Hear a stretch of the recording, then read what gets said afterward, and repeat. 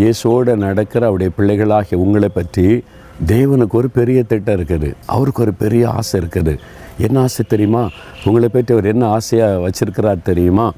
உபாகமம் 28:1 உன் தேவனாகிய கர்த்தர் பூமியில் உள்ள சகல ஜாதிகளிலும் உன்னை மேன்மையாக வைப்பார்.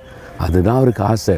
என் பிள்ளைகளை நான் மேன்மையாக வைக்கணும், என் பிள்ளைகளை உயர்ந்த ஸ்தானத்தில் வைக்கணும், என் பிள்ளைகளை நான் உயர்த்தி கனப்படுத்தணும். அதுதான் அவருடைய விருப்பம்.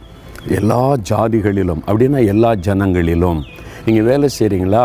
வேலை செய்கிற இடத்துல எல்லாரையும் விட உங்களை உயர்த்தி மேன்மையாக வைக்க விரும்புகிறார். பிஸ்னஸ் பண்ணுறீங்களா? நீங்கள் பிஸ்னஸ் பண்ணுற கடை தெருவில் பட்டணத்தில் எல்லாரையும் விட உங்கள் பிஸ்னஸை உயர்த்தி மேன்மைப்படுத்த விரும்புகிறார். படிக்கிறீங்களா? நீங்கள் படிக்கிற இடத்துல நீங்கள் தான் டாப் மார்க் எடுத்து உங்களை மேன்மையாக வைக்க விரும்புகிறார்.